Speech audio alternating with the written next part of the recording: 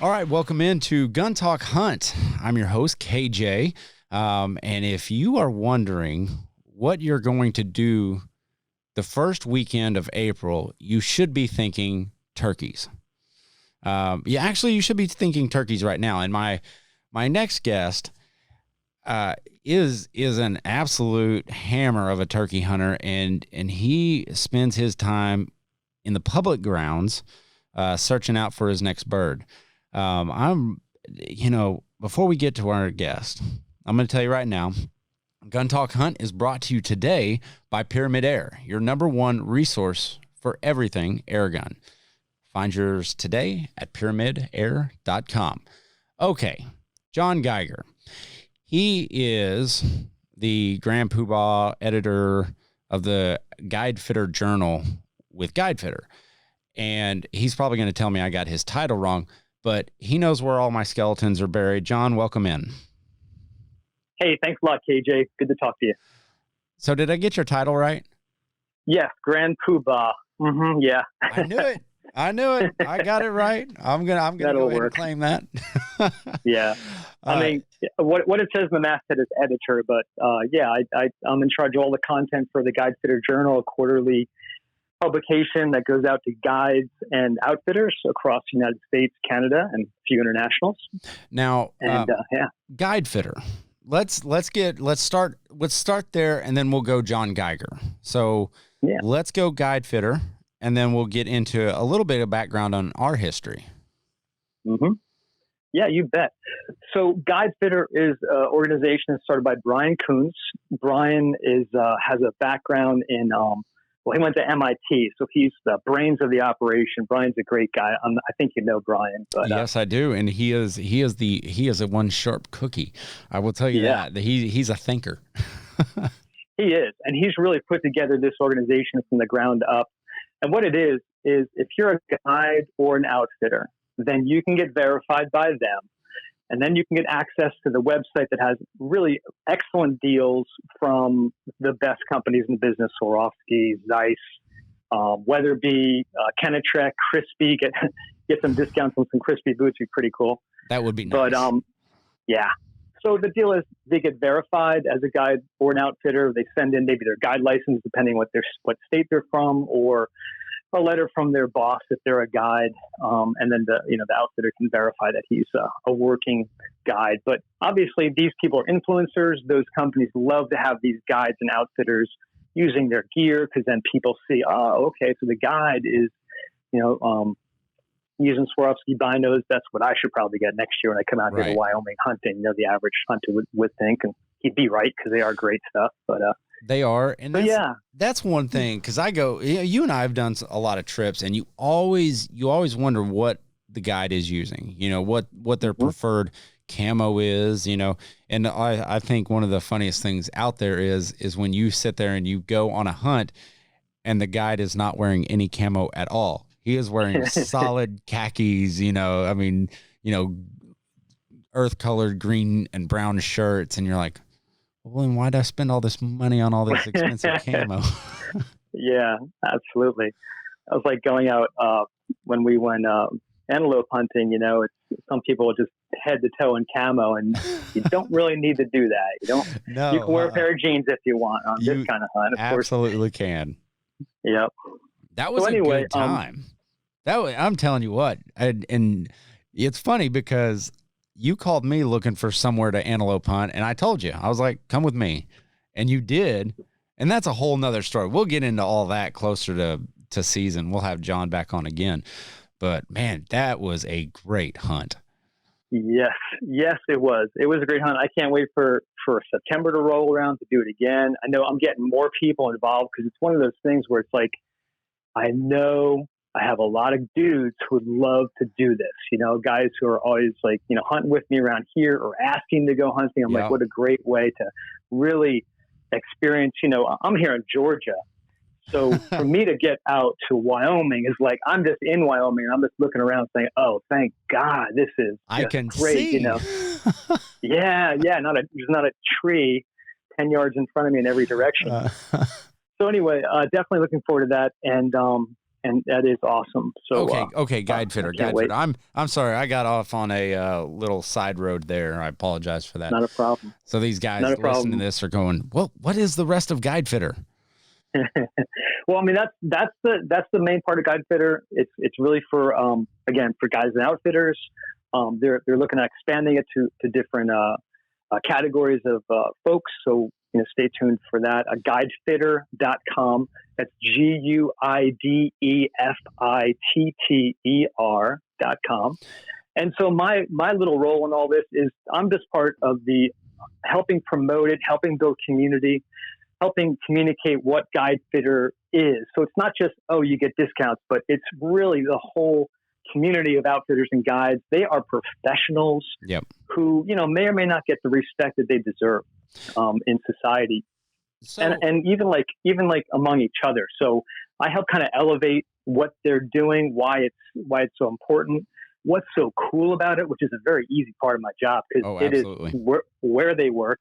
You've been with a guide when he stops and he looks around, he says, "Yep, this is my office." Yeah. And it's like, oh, shut up. Shut up. But it is.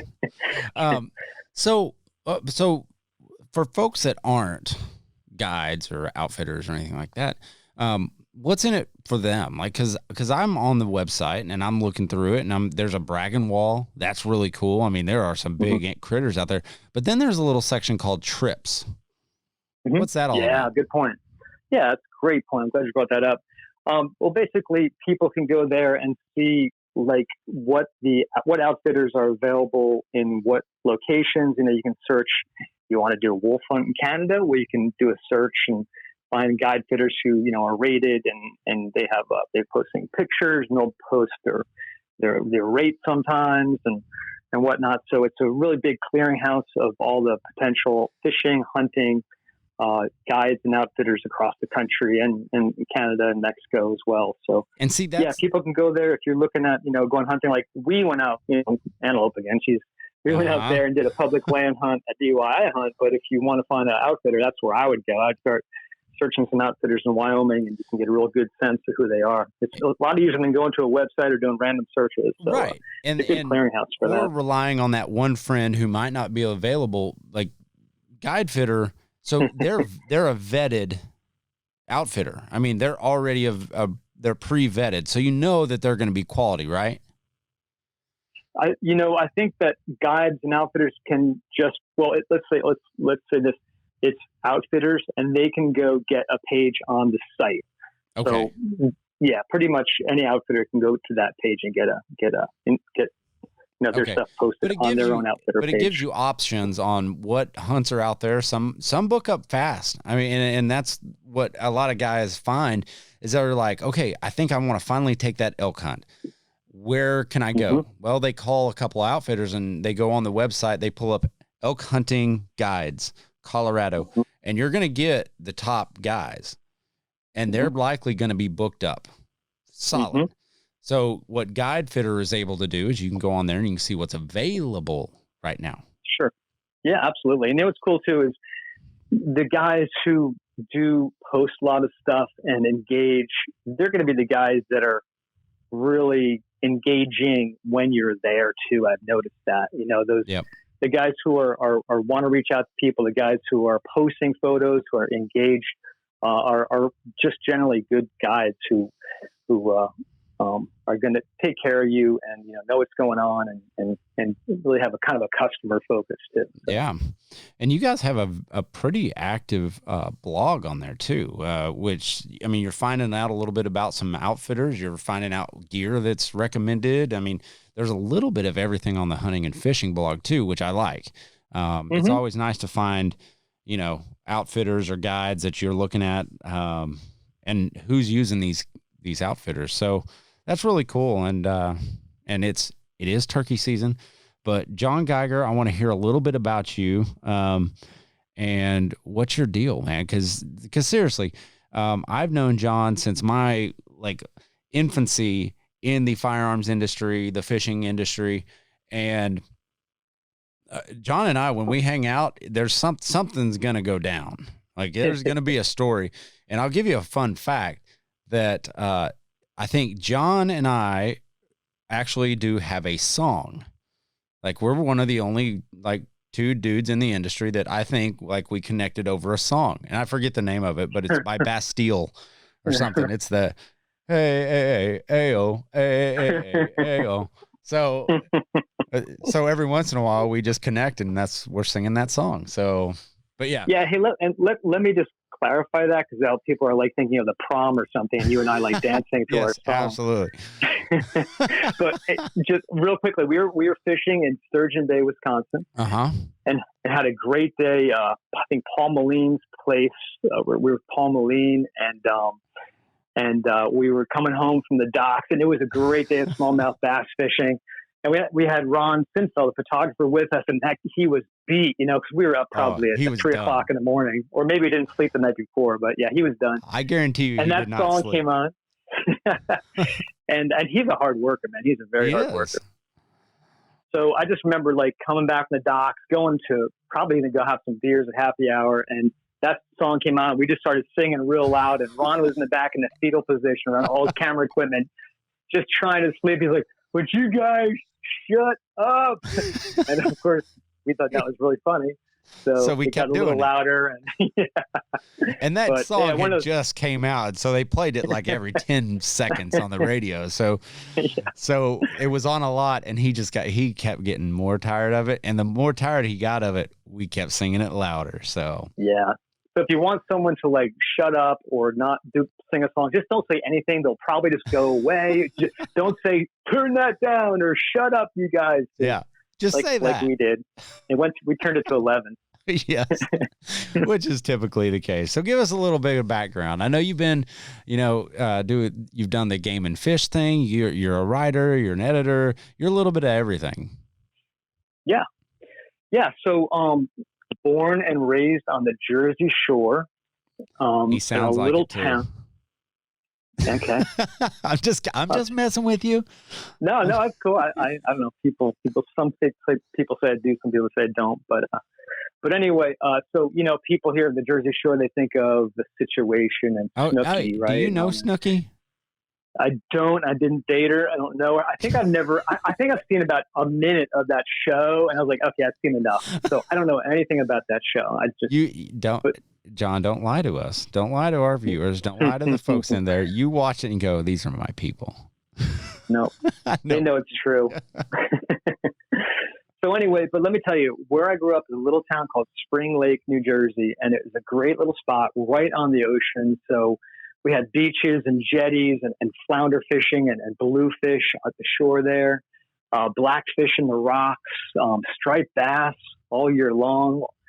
And it was a great place and there was right nearby, there was a Ocean Sleep. It's like Joe Cermelli's haunting ground, by the way. He knows the area really well. I've actually been to your little area up there with Joe Cermelli.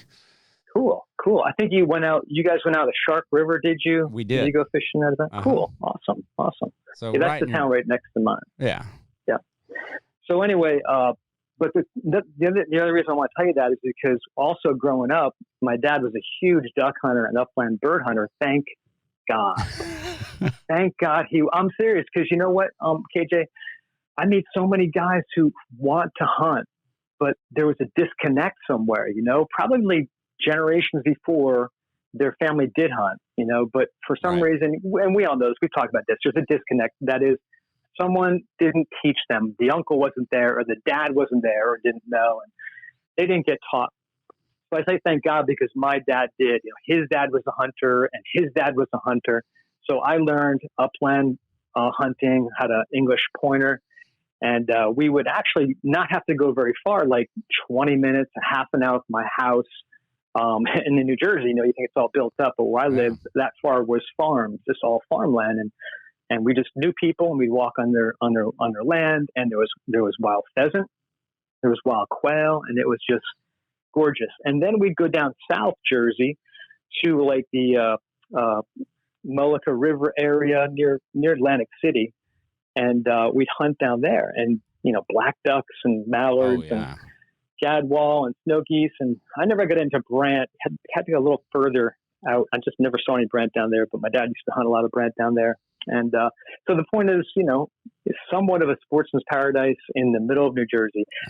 Let me jump in there and say, I never turkey hunted as a kid, and I never deer hunted. It's kind of like, it wasn't my family's tradition. They were duck hunters and they were bird hunters. And my dad, I remember him saying, like, gosh, why would anybody want to shoot a deer? And I'd be like, yeah, Dad, why would anybody want to shoot a deer? You just follow along because, we're duck hunters. Yeah, we're men. Exactly. Exactly. And that's what's cool. That's what's cool about going. Right. And that's what's cool about going to different cultures. You just find this different attitude. Like, oh, no, we don't shoot them. Right. We don't shoot spoonies. You just shot a spoonie. Why'd you shoot a spoonie? I'm like, well, I was flying by. We don't shoot spoonies here. What are you doing? Yeah, you're right. I missed the front one. Right.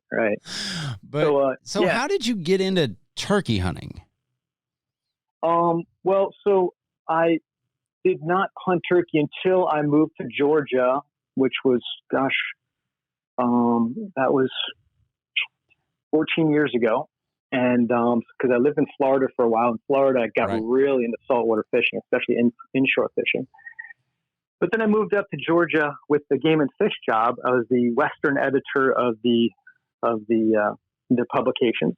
Okay. And here in Rome, so to speak, you do what Romans do. And I'm like, oh, okay, these good old boys, they hunt deer here in Georgia. Okay. All right. And turkey. Okay. Well, I love hunting. So let's give this a try because there's just hardly any ducks here in Georgia, at least my part of Georgia here. I'm in the northeastern part, kind of the foothills of the Appalachians, because we're between the flyways. The Atlantic flyway is 3 hours to the east, and the Mississippi starts over in kind of Gunnersville area, which is about 2 hours to the west. So I'm kind of in a duck. Yeah. The duck. So if you like duck hunting, duck desert, right? So anyway, there's a few, and I do hunt here, but it's not like Stuttgart, like that, that's for sure. So I just started hanging out with people who were hunters. When I first got here, would go hunting with like Steve Carpentieri, who was another editor at Game and Fish magazine, just a hardcore, really talented hunter. Jimmy Jacobs here, he's another editor, and very good. Just started getting into the hunting community here, and just head over heels for both whitetail and turkey as soon as I started. So and you continue, you just continue to grow from there. And I think that's one big thing is surrounding yourselves. If you want to learn a craft, hunting, martial arts, anything, you want to get better at video games, go to someone who is proficient at video games. If you want to become a better hunter, you go to the good guys. You find those guys. You seek them out. And that's kind of, what we've been able to do, and we've kind of grown our craft. But we're talking kind of early season because this, this is coming out, that mid-March time. So what are your early season tactics? What gear are you going to use that guys should not leave home without? Today's Gun Talk Hunt is sponsored by ATN. They are the future of optics. Smart HD technology is at the heart of ATN optics. HD video recordings, wireless streaming, ballistic calculations, image stabilizations. I'm running out of breath because there is so much stuff going on in these systems, but it's all found standard in all of their lines of optics. So they're all smart. Probably way smarter than me. And right now, ATN's offering bonus gifts with purchases of the Thor 4, the Thor LT, the X-Sight 4K, and the X-Sight LTV. Find out more at atncorp.com, atncorp.com. Gun Talk Hunt is also brought to you today by Springfield Armory. So, did you know Springfield Armory has a spot that offers daily firearms content? Yeah, one spot, one location, all the content that you'd want, ranging from hunting to tactics and training. The Armory Life features some of the most respected experts in the firearms community and gives fans a chance to discuss their favorite topics. It's well-rounded content that you are going to love. Get to know the M1A, the SOCOM 16 CQB, the 10 millimeter for handgun hunting, and more at thearmorylife.com. So our season starts actually in 10 days. In March 20th, it begins. And so that's cool. Early. And I know. And not only that, but this year they also have a youth season that's like the week before. Check your regulations on this. Don't go by me, but if you're in Georgia. But I believe the youth season starts a week before. And if you have, on private land, youth can start hunting a week before everybody else, which is really freaking cool. Yeah. It is cool. I love that. Georgia's got very intelligent regulations for the most part. I'm going to tell you, if you're going out youth season, man, a blind cannot be understated. Like, have a blind for that kid to move around, to sleep, to stretch out. I mean, that's like number one. I mean, just have a blind for him. And if you don't have the camo for him, man, at least have a blind. Mm-hmm. Oh, yeah, because otherwise the last thing you want to do, and we all know this, is get mad at your kid for moving. Because why did you move when the turkey was looking at us? They don't know. To us, it's instinctual. To them, it's like, pass the Doritos. Like, shut up. So, exactly. But yeah, definitely a blind's a great idea. Hides a lot of movement. Oh yeah. Of course, around here, blinds. It's the eastern turkey. I'm not going to go brag and say it's the toughest turkey to kill in the world, but I think it's the toughest turkey to kill in the world. Yeah, Easterns are different birds. They are different birds, and some of those blinds need to be set out, weeks before, so they can get used to it. There's a level of comfort there. But yeah, I'm typically hunting Rios, and they are about as dumb as they get, honestly. But are you setting up on field edges, or are you setting up on green kind of crop fields, wheat fields? What are you doing? Yeah.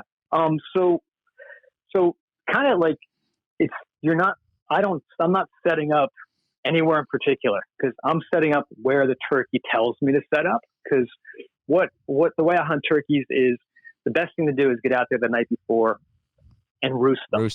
Break out that owl call. We have a lot of barred owls around here, so I'll use that barred owl call, and that's the absolute best. If you can get out there in the evening and just find out where they're roosting that night, on a big pine tree on a ridge, and you throw out that owl call, and hopefully you get a shot gobble. Yep. And then you know where they are, and you can kind of get the lay of the land where you want to set up the next day. And then you can come back the next day, and you know where to go. And those turkeys aren't going to be going anywhere that night, so they should fly down to that spot the next day. And utilize your knowledge of the area. If first thing in the morning they're gonna head to food. They're gonna look for that food. I would try to get in a favorable position to where if they fly off that roost, you're in a better spot to make a move, because turkey hunting is I liken it to kind of elk hunting. You're getting set up in a position. You're not ambushing necessarily, which that is a tactic many guys use. A lot of guys are successful, but you want to get close in the area that they are and call them off. Is typically how I set up.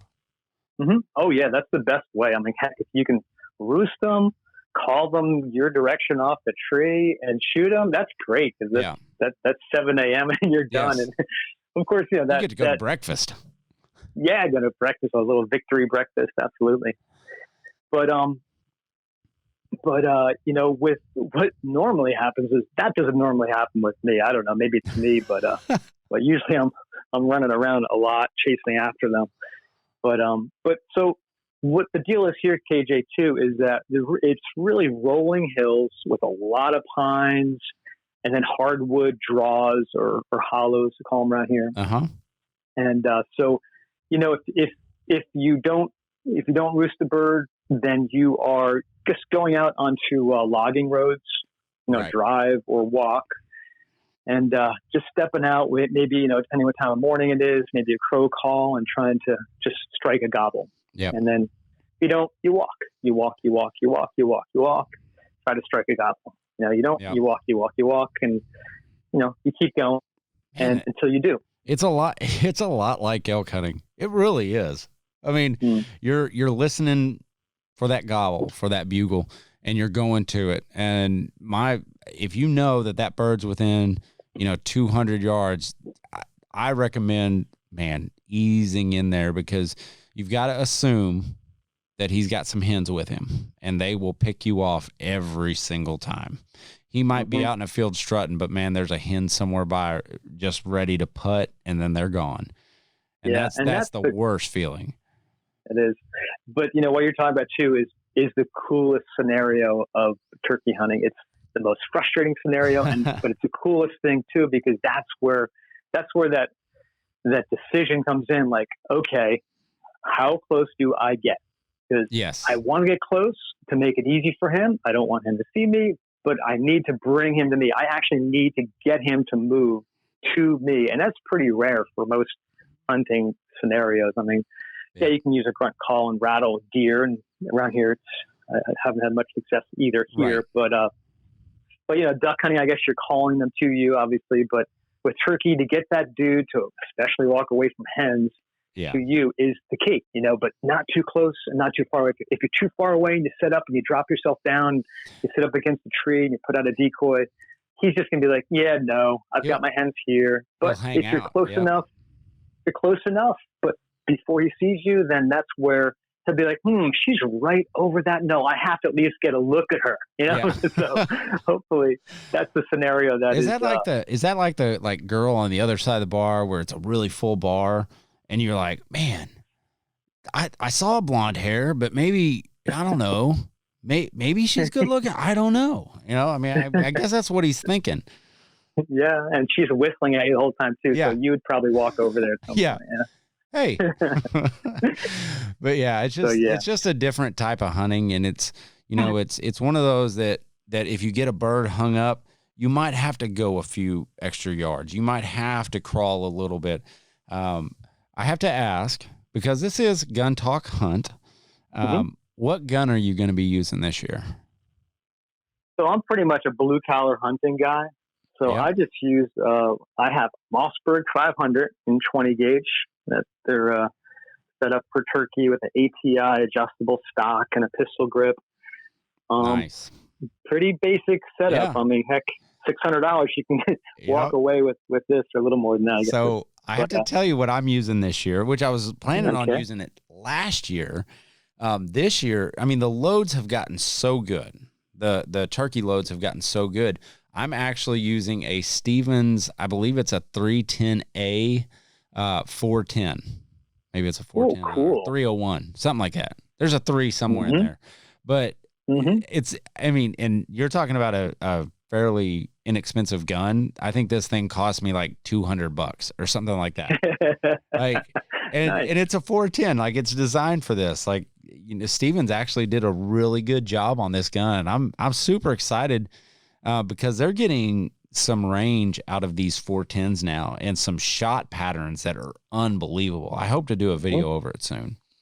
But yeah, that's what I'm going to go after them this year, and we'll see if it works out.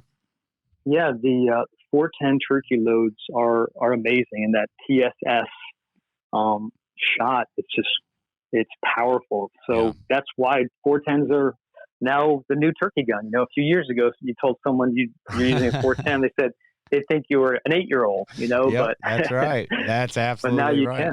Yep. And that's why I'm using a 20 gauge too. Same idea. I mean, the loads are just great. I mean, you talked about Federal. I think you talked about Federal loads. We're actually just talking with Gary Lewis about Federal loads a few minutes ago. But the third degree, it's become like my confidence shell. Yes, 100%. It's got it's got the mixture of shot sizes, and got some tungsten in there and copper plated lead, and then that what they call a flight stopper as a number 5. So that's 4, 5, and 6, or 5, 6, 7 shot. That's my go-to. I love that because what's that? That's my go-to. I started out before third degree. I started out with the Remington duplex loads. And I loved it because there was 2 shot sizes, and then third degree came out, and I was like, ooh, I got to have that because, honestly, I'm kind of a gear whore. And I really like a lot, like the newer gear, and it was new, and I have stuck with that.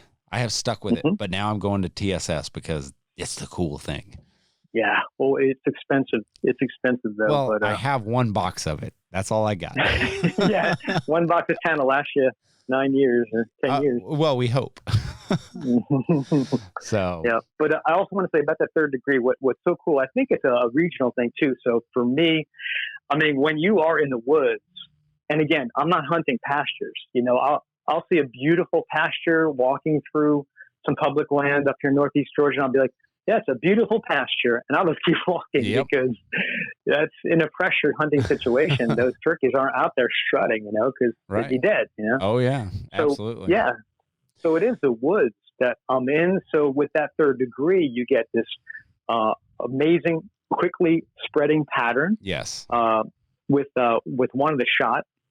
And then you get that if it is a longer shot, you also have that penetrating tungsten that flies out for your, you know, the 40-yard, 50-yard shot if you need to make it too. So it's kind of like, I don't know, an analogy, but I just like it. It gives me confidence. It's kind of like, you know, the fishing side. It's like I will often throw a crankbait because I've caught a crankbait, a bass in a crankbait in this location before, you know, so the conditions might not be perfect, but I'm going to throw a crankbait. Right. But it's a confidence thing. So. But it's also, you're hitting that close, middle, and long range. Like, so make sure, if you are turkey hunting, one of the great things I can share with you is patterning your shotgun, understanding how your load works with your choke, with your shotgun. Like that all has to be right. Okay. So you're not only going out there and going, oh, I just got a shotgun. I'll use whatever shells. If you can pattern your shotgun and have the confidence going into turkey season, you know exactly, okay, if that bird is at 55 yards, I know exactly what that pattern is doing. I know where it's going to hit.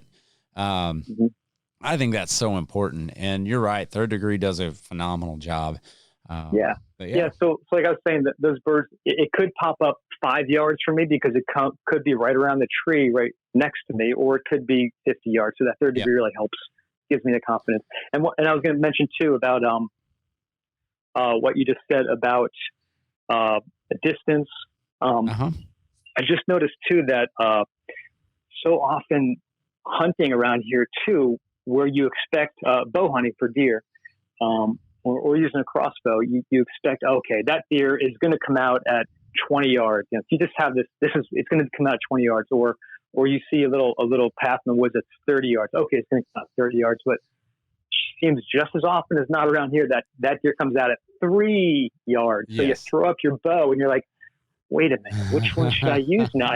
The lowest one I set was for 20 because everybody sets it for 20. But here comes a deer at 10 or 5 even, you know what I mean? So then it throws you. So again, I like that shell is awesome because I'm covered, whether that turkey's close or far away. I can't dispute that. I love it. And I've got a wad of them, but yeah, that's kind of turkey hunting on the outskirts for early season and kind of how to start preparing, how to start getting into that mindset. But John, we'll definitely have you on again. I greatly appreciate you joining Gun Talk Hunt. Guys, go check out Guidefitter. Check them out, guidefitter.com. It's not hard. It's not breaking your bank just to go look. So, John, thank you so much for joining us. Okay. Thanks so much, KJ. Great talking to you. All right. Thank you. That is Gun Talk Hunt for this week. You guys, as always, stay within those regulations and always hunt safely.